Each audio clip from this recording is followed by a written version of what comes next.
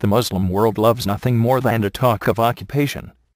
Of all the words in the English language, this is one that every Turk, every Arab, and every Persian has memorized by heart. There is the occupation of Iraq, which ended years ago, the occupation of Palestine, which never began, and the occupation of Chechnya, which is arguably the only valid example, but which is nevertheless no excuse for the terrorism it inspires. Occupation, occupation, occupation. Terrorism, beheadings, wife beatings, all in the name of occupation.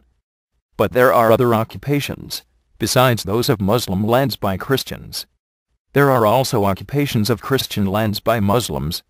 Two examples spring to mind. Firstly, there is the despicable and illegal occupation of Northern Cyprus by the Turkish military. This is recognized by every international body as being illegal, and is reason enough, though there is another one to block the ascension of the occupying state to EU membership. Then there is a second occupation, by the same force. This one is slightly older than that of Northern Cyprus. It began in 1453, the Islamic occupation of Constantinople. Christianity is not the faith of most Europeans by accident. The setting for its early spread through the Roman Empire, then in terminal decline, was the reign of the deeply devout Emperor Constantine. After large swaths of this region had been Christianized, a city west of Anatolia, formerly known as Byzantium, became the de facto Christian HQ Constantinople. Constantinople was a city of spectacular beauty, a fusion of Greco-Roman and Jewish creativity.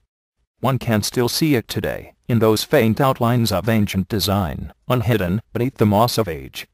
You can still imagine how it must have looked beneath the white-hot sun, with churches, Roman roads, and huge libraries shining under a spotless, blue sky. But where is it now? Forgive me if this seems patronizing. A lot of people, too many, actually don't know. The city is now called Istanbul, and it is the economic and tourist capital of the Islamic State of Turkey. It was seized by violence in 1453. Muslim armies besieged the city, and within weeks overran it, killing thousands. Today, Constantinople Istanbul serves as a tourist trap with which Turks ironically lure Europeans to part with their excess cash. Mosques now dominate the architecture of the landscape, and muezzin calls ring out across the broad city squares. So why am I bringing this up, you ask? Surely I'm not suggesting that Istanbul is still rightfully European, even after 5 centuries of Islamic rule. Well, actually, yes, I am. Constantinople is not like Andalusia was to the Moors, or Königsberg is to the Germans. The Moors as Muslims had Mecca, and could survive the loss of Andalusia. The Germans had Berlin, and could survive the loss of Königsberg. European Christianity, by contrast, was historically anchored in the city of Constantinople. This was, along with Rome, the birthplace of the European Church, and the cause behind the unification of what we now call Europe through the bindings of a common culture. No Constantinople, no Christian Europe. No Christian Europe, no Europe. The birthplace of Europe is in Turkish hands, and for no better reason than historic violence. Still all right by you? Okay then, say it was the other way about.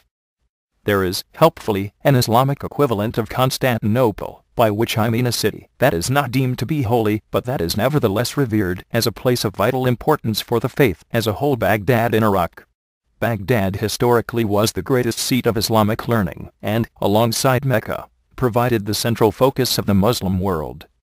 Its libraries were widely revered, and theologians of the greatest regard tended to reside there. This is partly why Islamic extremists took so unkindly to the American invasion of Iraq.